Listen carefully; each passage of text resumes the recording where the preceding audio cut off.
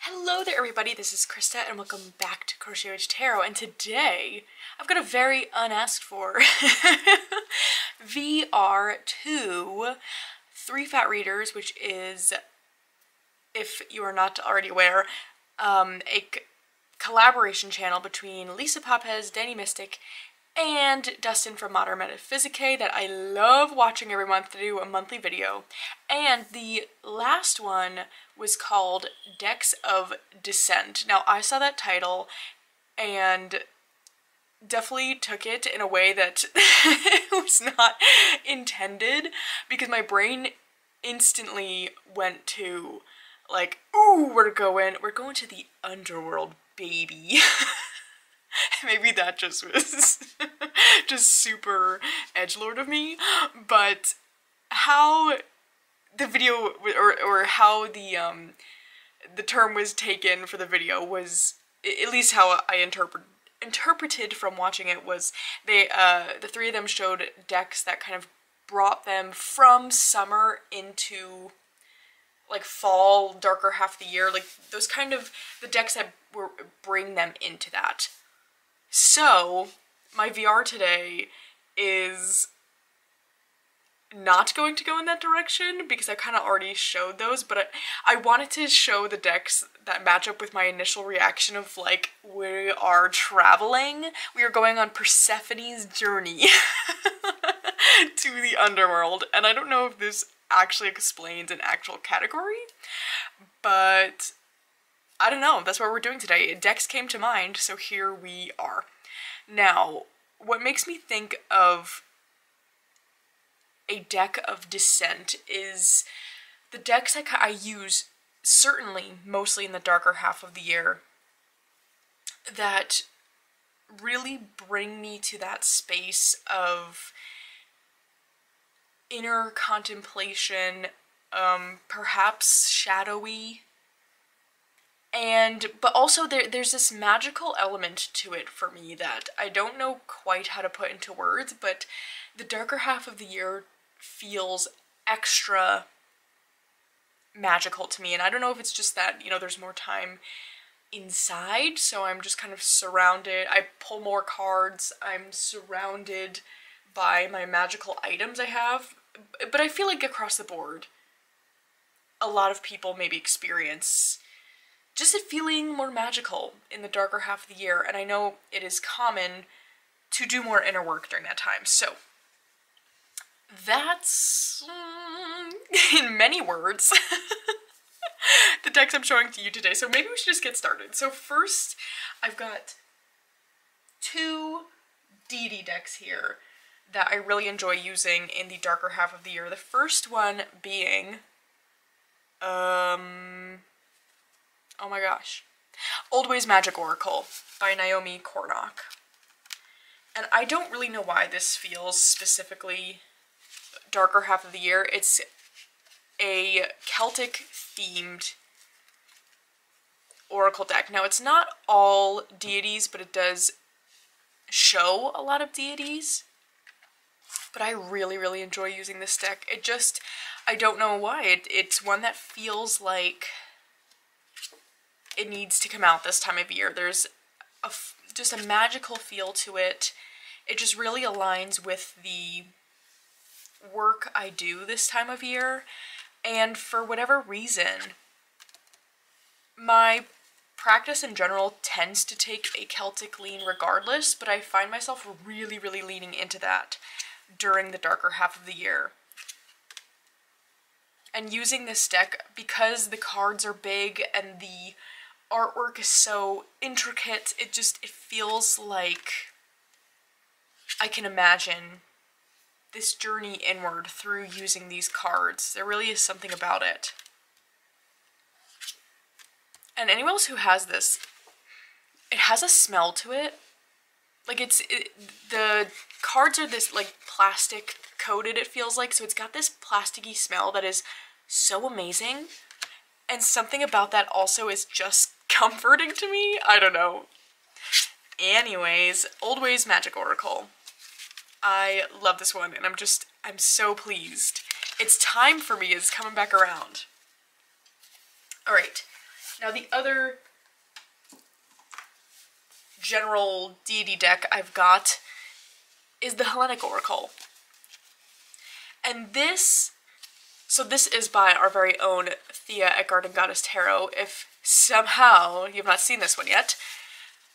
But it is all the Greek pantheon. Oh my goodness, let's relax. Cards, come on. Okay, there we go. And I think it's the art shown in this deck that, I just said art.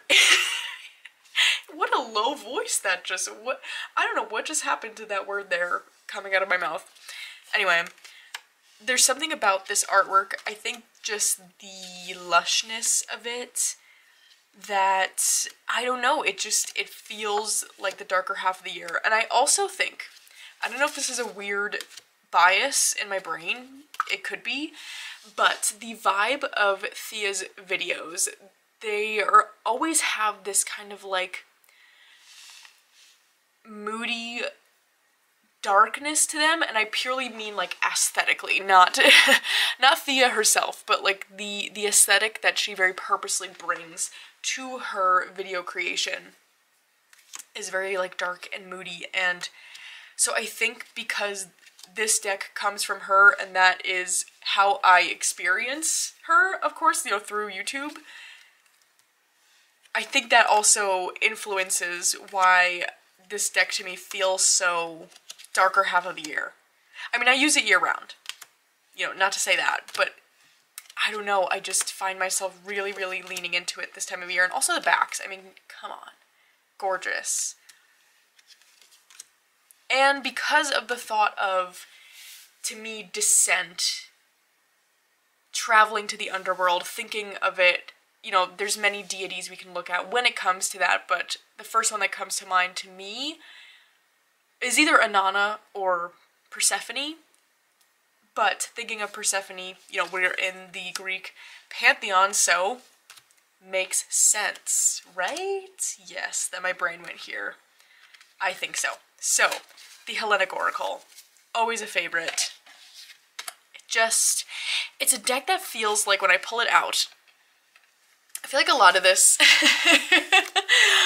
this video is gonna be me trying to describe just what goes on in my brain visually and just like perception wise, so apologies because that's probably gonna sound like Crazy Town USA, but when I pull out this deck, to me it feels like I am pulling cards in a dusty library in the best kind of way, with all like old tomes and beautiful books, things of that sort. So anyway, I didn't leave enough memory on my camera. Darn. It really comes to get you every time, I tell you. So hold on, hopefully there's stuff I could just delete. Yikes. Oh phew, I just still had clips from that 2-hour-long walkthrough I did of the Animal Botanical. Like, who am I? What was I doing? Having a lot of fun, clearly. Okay, next up, we're gonna look at another, like, it is a deity deck, but, you know, one specific, and that is the Mysteries of the Black Madonna. I mean, come on, we are getting into that dark mother energy here, and what better way than the Mysteries of the Black Madonna. This deck is just everything to me. I love it so much, so much. She is a pricey gal, I will say that.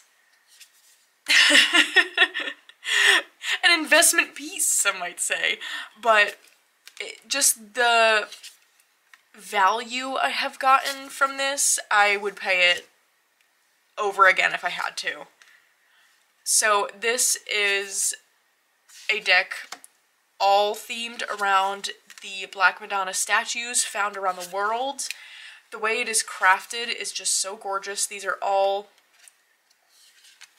little dioramas that the creator set up to honor each of these Black Madonna statues. The guidebook tells you who they are, gives you a whole background, and ties the story into the card they're assigned. It's so beautiful. I do have the Mysteries of Mary now too, and I cannot wait for her to come out with the Mysteries of the... Is it the Red Madonna? I don't know if I have that titled totally correct, but these... Again, these decks are pricey, but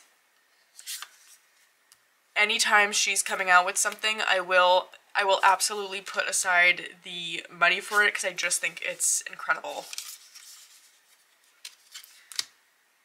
So I love using this, especially in the darker half of the year, because it just really brings up just the right kind of stuff. I love it. So, Mysteries of the Black Madonna. A great one for sure.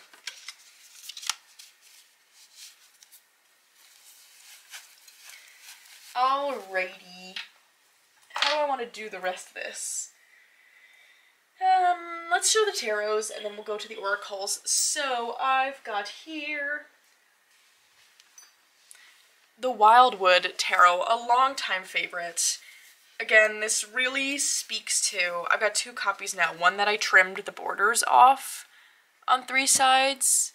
Should we zoom in a little? I think we shall. And then this one that has, whoa, the borders back so that I can riffle shuffle it. I love this deck so much. I did the walk through the Wildwood last year. So amazing.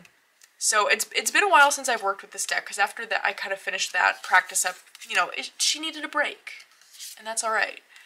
But this also feels very much like a specifically winter deck to me, and it has a very Celtic feel to it, and again, that just to me fits into the winter months. Not sure exactly why, but it just does.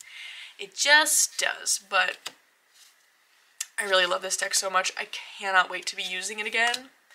I'm at a point now where October I dedicate to my spooky season decks, of course, but whenever I get to the end of a month and I've themed it so intensely, I'm like, okay, I need change. Let's get to it. Come on, November 1st. Let's go. Which is silly, because I can just change it whenever I want, but also now I've made this rule in my brain, so I'm like, no, I can't. This is all besides the point.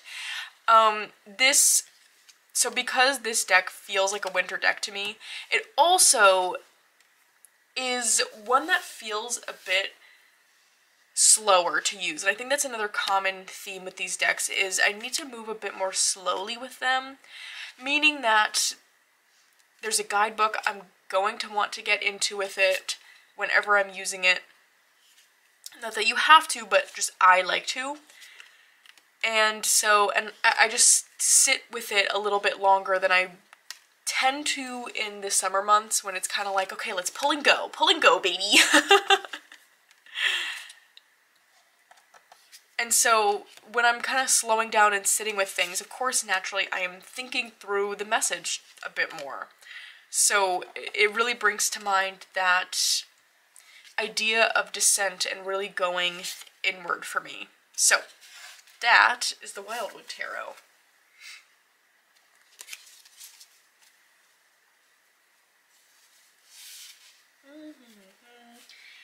Now, in a similar vein, I've got the Tarot of the Hidden Realms. And this is one that, for some reason, it's always just, it's a slow reader for me.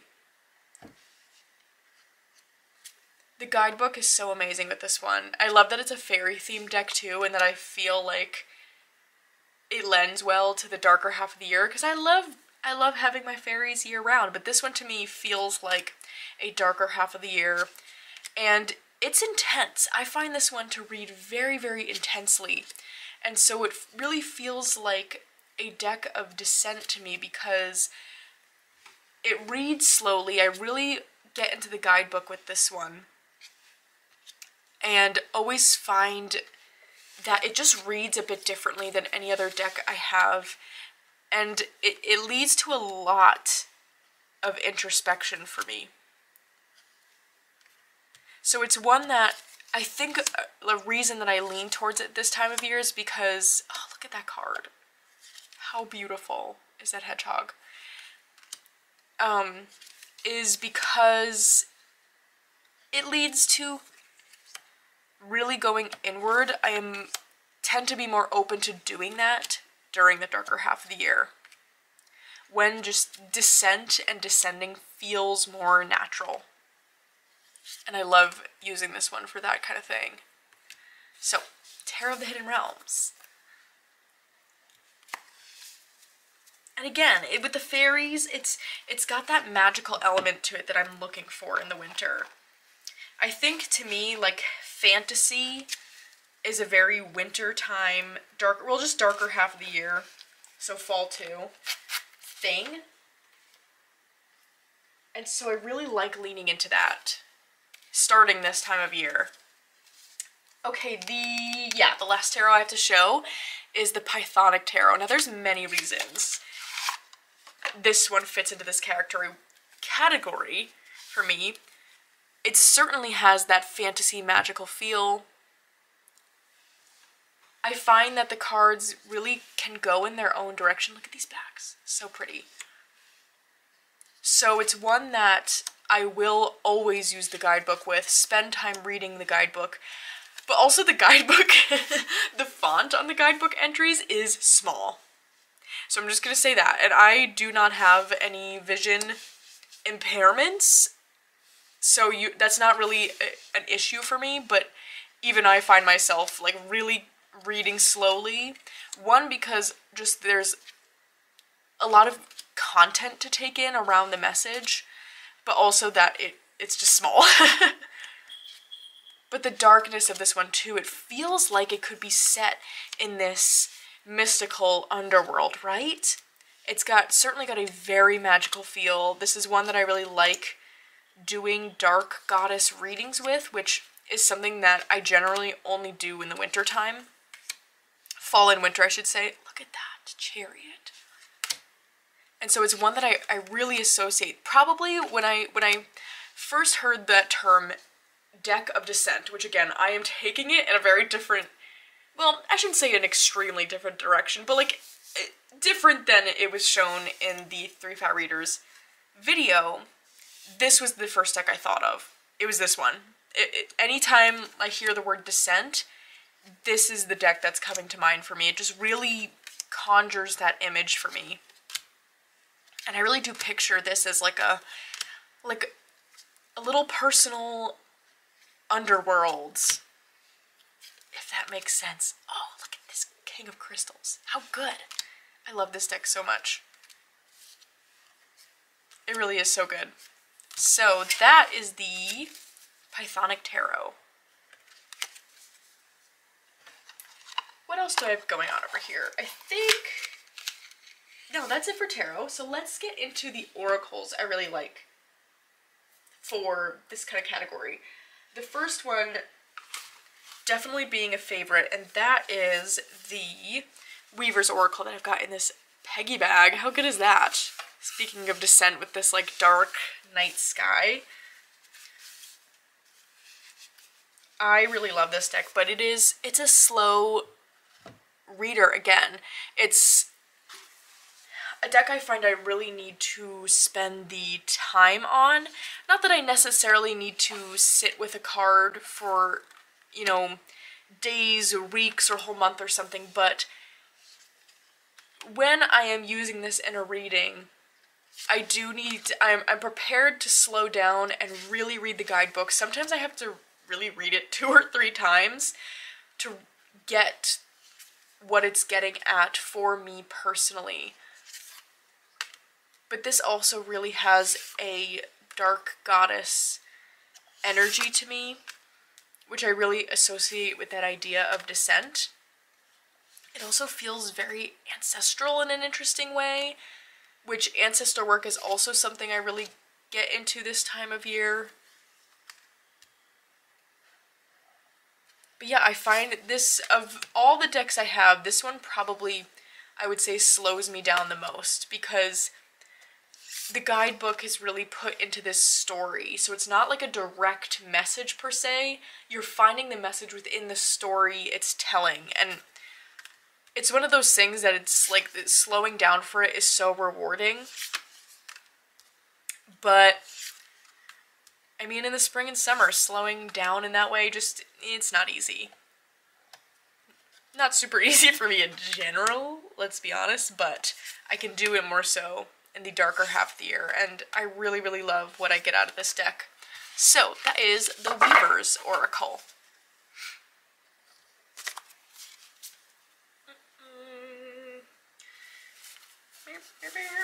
Let's look at...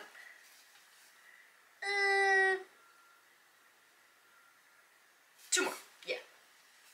I'm like editing my pile as I go, being like, wait, that's not what I meant. Okay. The Embroidered Graveyard. I love this deck. This is an all year long one for me, but I feel like it really fits my idea of Descent, and I'm very excited because I did back on Kickstarter the new printing of the black version of this, and so I feel like even more so it's gonna fit this time of year. But this is a deck that it really has a magical feel. It feels like it so effortlessly connects to whatever I want to be connecting to. So whether that is spirit in a larger sense, spirit in a smaller sense, or a closer to home sense, like ancestor, things like that, or it connects to deities if I'm wanting it to. It really is an all-around great deck, especially when I'm looking to do this kind of work with the idea of descending and like descending into oneself. I love this one because I mean, when you think of the whole concept, the Embroidered Graveyard, thinking of a graveyard, that's the ultimate. Oh my gosh, the dramatic line that's in my head right now. The ultimate descent that we lead to. Right? Ooh, that was so dramatic. So sorry. I'm not even gonna say the other thoughts in my head. Where did this drama come from? I don't know. Anyway. I really love this one. Again, all year round, but now I'm kind of like, ooh, I'm gonna have this white one and the black one. If I read with them together, that would be interesting, like light and dark, but then it's also my spring-summer spooky little graveyard deck, and then my fall-winter. I don't know. We'll see how it goes, but I love this one. Embroidered Graveyard. So, the last thing I have to show in this weird little VR I'm doing is my Fallen Angel Oracle. Because yes, another one that instantly came to mind when we're thinking of the idea of descent, especially in the way that I am examining it. A fallen angel is literally doing that in like the biggest scope that we can think of in myth and legend. Listen, I am saying so many words right now that I'm like, what does that even mean? I don't know. I don't know. But I really love this deck. I think it's so fantastically done. And I just love that it feels like, this deck feels to me when I'm doing work, this kind of like inner contemplation type work. I think to say that sometimes I do literally picture myself making this journey to like a personal underworld in a way. And these fallen angels fit in for me as companions in doing so, like guides. So I really love pulling one of these fallen angels as someone who, it's like they meet me at the gates of this personal underworld and lead me to what I need to be examining. Because you can see we have these really good keywords on here, like celebration, illusion. So it's leading me to this whatever shadow I need to kind of be examining. I really love using it in that context. But then I also love learning about these I don't know if they're technically like demon figures. I don't really know my thoughts on that, to be honest. Have not thought about it, so maybe I should. I don't know. We'll see. But yeah, I really love this one for the idea of descent. And that, my friends, is the last one I have to show you today. So it was a quick little VR, mostly because I realized I don't really know what I'm saying. But I just saw, how this came about was I saw that video pop up because I didn't catch it live, and I was like, oh my gosh, we're descending to the underworld, hell yeah. Rock and roll. And I just then watched the video, loved the video, but realized, oh no, this is not, I don't know even what I meant by that direction, but that's not the direction it went. So I was like, how fun would it be if I then showed my inner thoughts on this? But anyway, I hope you're all having a great beginning to your week, and I'll see you again very soon for whatever else my little brain conjures up.